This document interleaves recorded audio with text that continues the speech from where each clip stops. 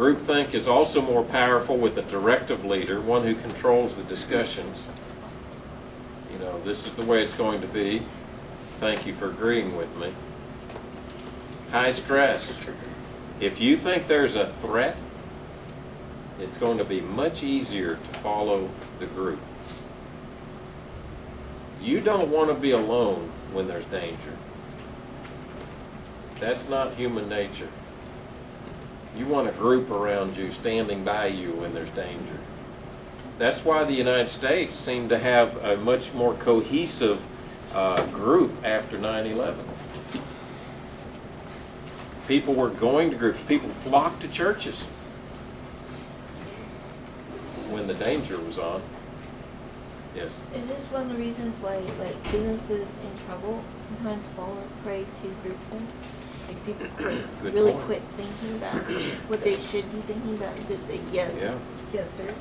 Excellent point. And she said, is this what happens with some businesses when they get into financial trouble and they get under this stress and they kind of bond together and everybody's afraid? Yeah, it happens in churches sometimes. Fear is one of the most powerful motivators there is. And you don't act rational when you're afraid quite often. Poor decision-making procedures. There's no methods to consider alternative viewpoints. That's why when I direct meetings, and I'm not saying I've always done it right, but when I direct meetings, whether it was as a pastor or as a school principal or here over student affairs, I don't want to hear everybody come in and just say, yes, Mr. Miles. Well, maybe I like to hear it, but no, I really don't. And when people join my staff, student affairs staff, I tell them, you don't come in here and just agree with me. If you're not going to speak up and say what you think is right when we make these decisions, then you don't belong you don't need to be a member of student affairs. I think I coach them too much because some of them really do that very well. And we make decisions that are very important sometimes. And you can't one person shouldn't make that decision. Nobody, not one person should ever rule unless it's Jesus. And I really believe that. I don't think any group is a strong group that blindly follows one individual, ever.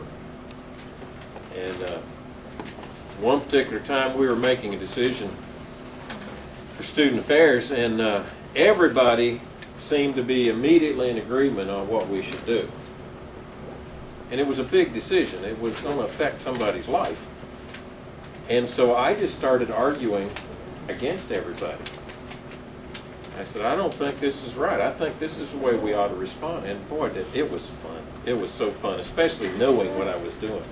I mean, I really got some folks going at me. I mean, they really did. Surely, Mr. Miles, you don't really think. I said, well, and then I just keep giving all these counterpoints. And when it was over and we all voted the same way. And they looked at me like, what? I said, well, I thought the decision was too big to just make it without somebody arguing the other point. I had the same thing happen to me. The first board meeting that I had when I became principal in Pell City, I had one thing I was going to change as soon as I got in there. That's kind of dangerous to try to change something as soon as you step into a new job, but I was young and dumb, and so, I just did it, zealous. And so I went to the board meeting and I said, this is what I want.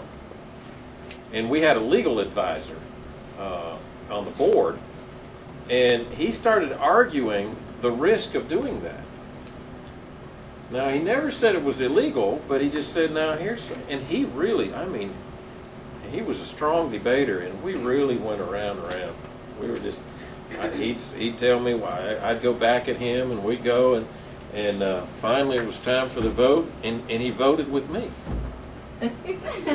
I said, you just spent 30 minutes arguing with me why this was wrong. He said, no, I agree with you, but I figured I went to this seminar and this is what they advised, and I thought you ought to hear the other side before we voted.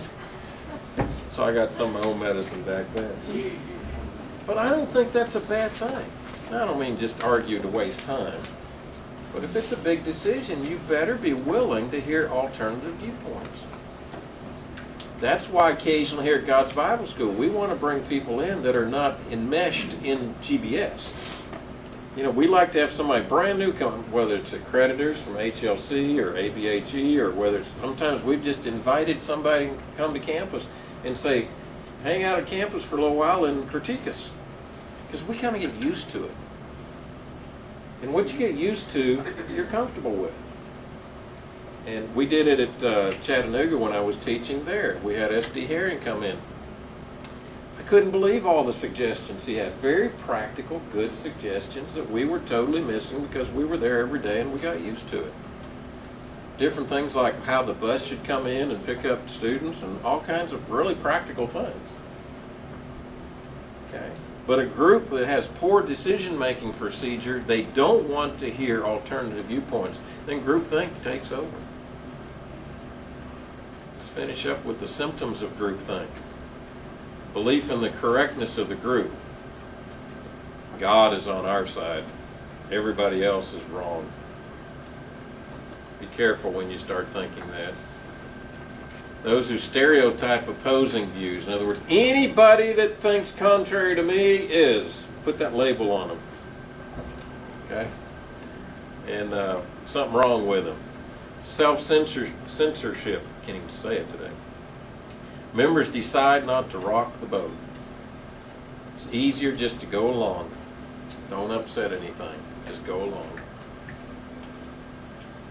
Direct pressure on dissenters to conform. If somebody does decide to rock the boat, then people in the boat say, sit still. You're rocking the boat. Conform. What's the matter with you? Something wrong with you? Illusion of unanimity. People who disagree are ignored. They know there's disagreements there, but they're just not going to pay any attention to them. Just ignore them. They'll go away. And then what they call mind guards. Members protect the leader from contrary viewpoints. I've been in a few meetings where I could see this happen occasionally. Somebody would start questioning the leader, and others would rally to the leader. Oh, no. You know. My point is, if you can't handle the heat of being a leader, don't be a leader. All right? Hope you hear that. A leader is going to have to handle serious debates and discussions and problems. And if you can't handle it, don't be a leader until you can handle it. Because if you squash that, you're going to weaken the group.